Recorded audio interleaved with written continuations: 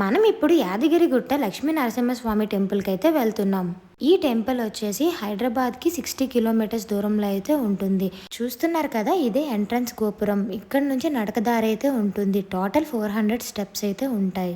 ఆ కొండపైకి వెళ్ళడానికి రోడ్వే కూడా ఉన్నది. కార్స్ అయితే పైకి అలో ఉన్నది. ఒక కార్కి 500 రూపీస్ అయితే ఛార్జ్ చేస్తారు.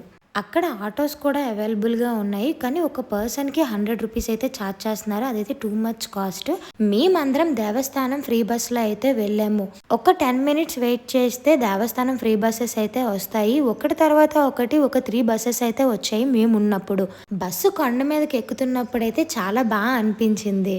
ఈ కొండపైకి వెళ్ళడానికి 3 to 5 కిలోమీటర్స్ అయితే ఉంటుంది. ఇది రోడ్వే యొక్క టెంపుల్ ఎంట్రన్స్. మనం ఎంటర్ అవ్వగానే మనకి పార్కింగ్ లాట్ అయితే కనిపిస్తుంది.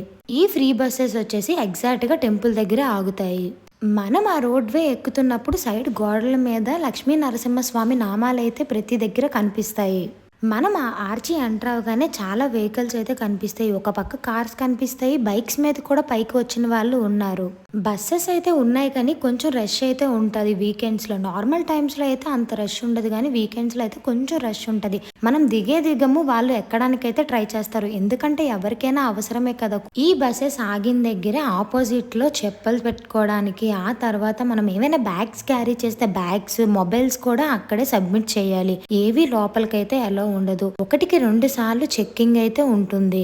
మేము దర్శనంలోకి 10కి అయితే ఎంటర్ అయ్యాము. మాకు 1 అవర్ టైం అయితే పట్టింది. మాకు దర్శనం అయితే చాలా అంటే చాలా బాగా అయ్యింది. మేము వెళ్ళిన టైంకి మా తర్వాత కొంతమందికే ఎలో అయితే చేశారు. ఆ తర్వాత వాళ్ళకి ఎలో చేయలేదు, ఎందుకంటే ఆ టైం భోగం టైం. 1 అవర్ భోగం టైం అయితే ఆపేస్తారు. ఎవరైనా తెలియని వాళ్ళు వెళ్తే 1 to 2 మధ్యలో అయితే మాత్రం వెళ్ళొద్దు. ఆ తర్వాత మళ్ళీ దర్శనంకి అయితే వదులుతారు. ఇప్పుడు సమ్మర్ కదా, చాలా అంటే చాలా వేడిగా ఉంది. మేము బయటకు వచ్చినప్పటికి ఎండ అయితే చాలా గట్టిగా కాసింది. దానివల్ల కాళ్ళు అయితే మాడిపోయాయి. మీలో ఎవరైనా ఈ టెంపుల్కి వెళ్ళాలనుకుంటే మాత్రం ఈవినింగ్ టైం అయితే నేనైతే ప్రిఫర్ చేస్తాను. ఎందుకంటే ఈవినింగ్ టైం కొండపైన చల్ల గాలి అయితే వేస్తుంది. అంతేకాదు మొత్తం లైట్ సెట్టింగ్తో చాలా అందంగా ఉంటుంది టెంపుల్. ఈ మధ్యన తెలంగాణ గవర్నమెంట్ బంగారు గోపురం కూడా చేయించారు.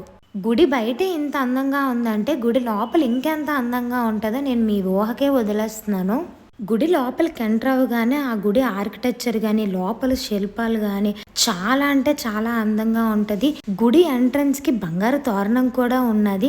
అక్కడ లక్ష్మీ నరసింహస్వామి వెలిసారు. చాలా అంటే చాలా క్లియర్ గా కనిపిస్తుంది. ఆ కొండనైతే కొట్టలేదు, ఆ కొండనే చెక్కి ఉంచారు. చాలా అంటే చాలా అందంగా అనిపించింది నాకైతే. లోపల కొండనే ఒక రథంలా చెక్కారు. అదైతే ఇంకా చాలా అద్భుతంగా అనిపించింది. మేము మా దర్శనం కంప్లీట్ చేసుకున్న తర్వాత కిందకైతే వచ్చేసాము. మేము చెప్పుల స్టాండ్ దగ్గరికి వచ్చేసాము. చెప్పులు తీసుకొని మా లగేజ్ అంతా తీసుకొని ఒక 10 మినిట్స్ అయితే వెయిట్ చేసాము. ఎవ్రీ 10 మినిట్స్కి ఫ్రీ బస్సెస్ అయితే ఉంటాయి. ఆ ఫ్రీ బస్ ఎక్కి మళ్ళీ మేము రిటర్న్ అయితే వచ్చేసాము. మనం ఎక్కడైతే ఎక్కుతామో అక్కడే అయితే దించేస్తారు. అక్కడ కొన్ని షాప్స్ కూడా ఉన్నాయి. ఎవరైనా షాపింగ్ చేసుకోవాలన్నా షాపింగ్ చేసుకోవచ్చు. అలా దర్శనం కంప్లీట్ చేసుకొని కిందకైతే వచ్చేసాం. మా ఈ 1 డే ట్రిప్లో యాదగిరిగుట్ట అయితే కంప్లీట్ చేసుకున్నాం. నెక్స్ట్ ఎక్కడికి వెళ్తామో నెక్స్ట్ వీడియోలో చెప్తా. Bye bye.